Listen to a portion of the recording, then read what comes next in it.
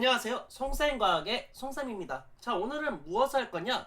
전구에 불이 들어오게 하려면 어떻게 해야 되나요? 이런 것들을 이제 슬슬 배워보기 시작할 텐데요. 이번에는 전류와 전압에 대한 개념을 한번 배워보도록 하겠습니다. 여러분하고 같이 시작해보도록 하겠습니다.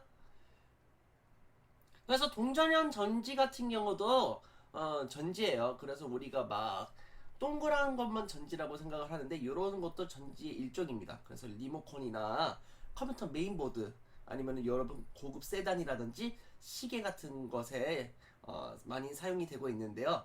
이것도 전지다 보니까 이런 식으로 전구 형태로 전구를 갖다 연결을 하면 불이 붙습니다. 이처럼 전기로 불을 켜기 위해서 꼭 필요한 것이 무엇이 있는지 이야기해 보고자 하고요. 이번에 어벤져스 엔드게임을 했잖아요. 이거를 기리기 위해 마지막으로 그 아이언맨 사진을 넣었습니다. 한번 보는 것도 재밌을 것 같아요. 딴 얘기를 했는데 바로 가도록 하겠습니다. 전기 회로에서 전지의 전압이 전자를 지속적으로 이동하게 하여 전류를 형성한다라는 것을 확인하는 시간을 가져보도록 하겠습니다. 자, 그래서 일상생활에서 우리는 전기를 이용해서요 전등을 켜고 텔레비전을 본다고 많이 얘기를 합니다. 그런데 이 전기에 대한 정체가 무엇인지 궁금한데 그것에 대해서 바로 알아보도록 하겠습니다. 그래서 첫 번째 알아야 될 것은 전류입니다. 전하의 흐름이라고 하고요, 단위는 앰페어라고 합니다. 그래서 전지를 보통 연결해주면은 전류가 흐르게 되는데 이렇게 마찰을 시키면은 한쪽에서 전자가 많이 쌓이게 됩니다. 그러면은 이 전자가 방전되면서 다른 쪽으로 이동을 하게 되는데 이때 전구를 통과하게 되면서 불이 깜빡깜빡거리게 됩니다. 이런 전하의 흐름에 의해서 불도 켜지는 거고요, 선풍기도 켜지고 이렇게 된다고 보시면 돼요. 단위는 암페어를 씁니다. 그래서 1암페어는요 1초 동안 도선의 한 단면을 6.25 곱하기 10의 18승계의 전하를 통과할 때의 전류의 색이라고 보시면 되겠습니다. 그래서 우리가 도선 같은 걸 자르잖아요. 그러면 동그란 면이 나오게 되는데 이 동그란 면에서 1초 동안에 6.25 곱하기 10의 18승계의 전자가 지나가면은 1암페어라고 하는 거예요. 그럼 문제를 내볼게요. 12.5 곱하기 10의 18승계의 전자가 지나가면은 1초 동안 지나간다면 몇 암페어일까요? 2암페어입니다. 이런 식으로 특정 시간에 전하가 이동하느냐에 따라서 이제 우리가 이렇게 판단을 할 수가 있다는 겁니다. 그래서 전구에 계속 불이 켜지게 하는 방법은요, 우선 간단합니다. 전지를 연결합니다. 전기 회로를 만드는 거고요. 전자가 전기 회로를 따라 이동하면서 전류가 계속 흐르도록 도와주도록 하는 겁니다. 그래서 이 그림에 따라서 본다면은 마이너스에서 플러스 쪽으로 전자가 이동하는 것을 확인할 수 있죠. 전류가 흐르지 않을 때는요, 자유전자들이 불규칙하게 제자리에서 움직입니다. 그래서 뭐 특정한 방향을 가지고 이동하는 건 아니고요, 제자리에서 불규칙하게 이동하는데 스위치를 연결한다면은 전자의 이동 방향이 한쪽으로 흐르게 된다는 겁니다. 그래서 이 그림에서 봤을 때 마이너스 극에서 출발해서 플러스 극으로 들어가는 것을 확인할 수 있어요. 그래서 마이너스 극 쪽에서 플러스 극 쪽으로 이동하는 게 전자의 이동 방향이다라는 것을 알 수 있습니다. 하지만 우리 과학자들은요, 옛날에는 전자의 존재를 잘 몰랐어요. 그래서 이 플러스인 양전하가 이동할 것이라고 생각을 했습니다. 그래서 플러스 극에서 마이너스 극으로 이동하는 게 전류일까 아닐까라는 생각으로 이렇게 정의를 내렸는데요. 선생님, 그럼 전자의 이동 방향과 전류의 방향이 반대이네요? 네, 맞습니다. 반대이고요. 전류의 방향을 너무 정해놓고 오랫동안 사용해 왔기 때문에 이것을 바꾸는 게 쉽지는 않았습니다. 그래서 전자의 이동 방향과 전류의 방향이 반대라는 사실을 조금 기억해 두시기 바랍니다. 그리고 이 전자 같은 경우는요, 마이너스 전하를 운반합니다. 양전하 같은 경우는 플러스 전하지만 전자 같은 경우는 마이너스 전하를 가지고 운반한다는 사실도 기억해 두셔야 됩니다. 그러면은 다시 한번 점검해 보자면은 전자의 이동 방향과 전류의 방향은 같다, 반대이다? 반대라는 거죠. 어떻게 되냐면은 전자의 이동 방향은 마이너스에서 플러스 극, 전류 방향은 플러스에서 마이너스 극이라는 겁니다. 그래서 전자의 이동 방향과 전류의 방향은 반대라는 사실을 꼭 기억해 두시기 바랍니다. 자, 전류의 방향과 전자의 이동 방향을 좀 잘 모르시는 분들을 위해서 플래시를 준비를 좀 해봤습니다. 자, 그래서 전류가 흐를 때랑 안 흐를 때 그런 경우 어떻게 되는지 확인해보고 전지의 극도 바뀌었을 때 어떻게 되는지 확인해보도록 하겠습니다. 자, 우선 스위치를 안 닫았어요. 그렇다면 전류가 안 흐릅니다. 그때는 전자가 제자리에서 불규칙하게 진동하고 있다는 것을 확인할 수 있어요. 근데 스위치를 닫게 되면요, 한쪽 방향으로 흐르게 됩니다. 그래서 마이너스에서 나와서 플러스로 이동을 한다는 사실을 알 수 있죠. 이 전자가 이동하면서 전구에 불이 켜지는 것도 확인할 수 있어요. 다시 스위치를 열면은 멈춘다는 것도 확인할 수 있습니다. 하지만 전지의 극을 한번 바꿔보도록 하겠습니다. 스위치를 닫아보면요, 방금 전에 이동했던 방향과 반대 방향으로 가는 것을 확인할 수 있죠. 그래서 하지만 마이너스에서 플러스로 간다는 그 사실은 변하진 않습니다. 자, 문제를 풀어봅시다. 전기회로에서 가 위치에서 전류가 흐르는 방향과 전자의 이동 방향을 표시해보자 라고 돼 있어요. 여기 전자가 이동하는 걸 봤을 때는 마이너스 극부터 출발한다고 했죠. 마이너스 극에서 플러스 극으로 가니까 가 위치에서는 위쪽으로 전자가 이동할까요? 아래쪽으로 전자가 이동할까요? 그렇죠. 위쪽으로 전자가 이동한다는 사실을 알 수 있습니다. 그런데 플러스에서 마이너스로 가는 거는 전류의 방향이기 때문에 아래쪽으로 반대 방향으로 간다는 사실도 기억해 두시기 바랍니다. 자, 전압은 무엇이냐? 전류를 흐르게 하는 원인이라고 생각하시면 됩니다. 그래서 단위는 볼트입니다.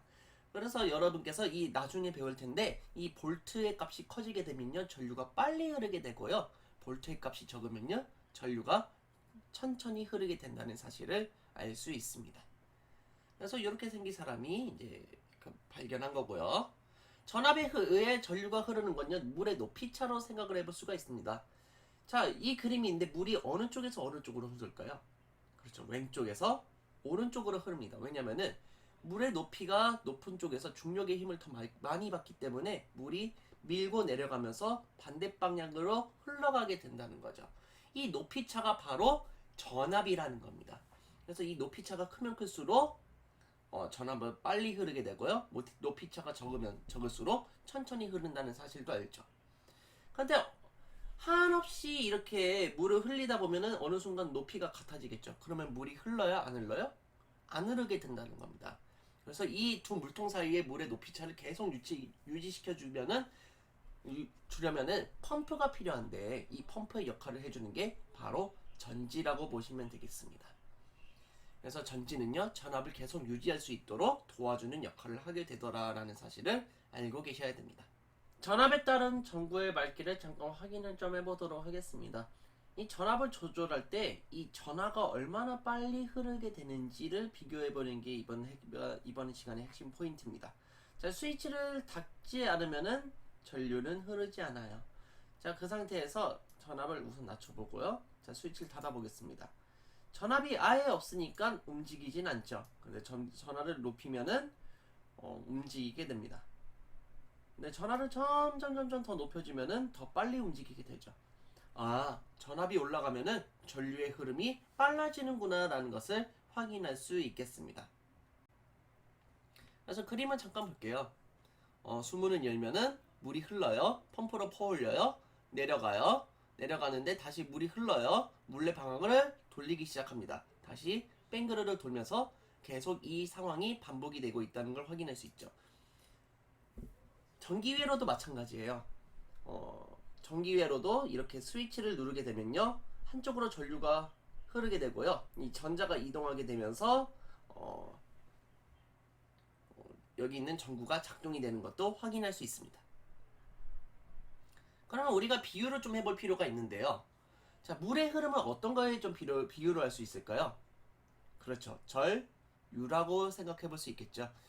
전하가 흘러가기 때문에, 물이 흘러가기 때문에 이런 식으로 비교해 주시면 되고, 흐를 유자를 쓰고 있습니다. 물레방아 같은 경우는 일을 하기 시작했네요. 일을 하기 위한 주체를 여기서 보면 어떤 걸로 비유할 수 있죠?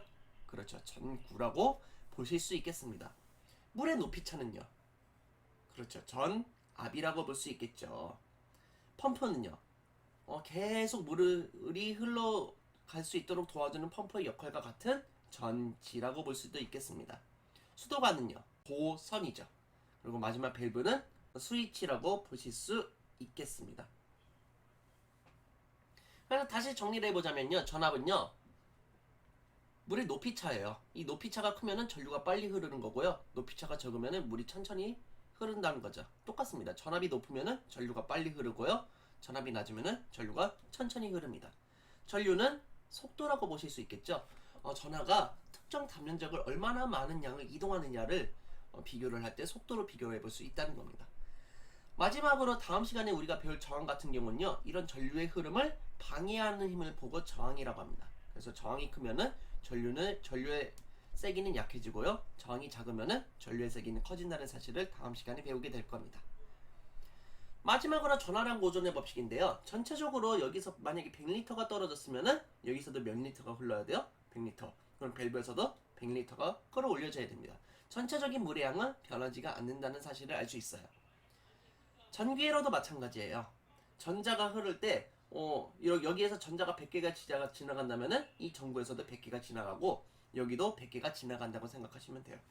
여러분이 급식을 먹으러 들어갈 때 300명이 들어갔어요. 나올 때도 몇 명이 나와야 돼요? 300명이 나와야 됩니다. 그런 거랑 동일하다고 생각하시면 돼요.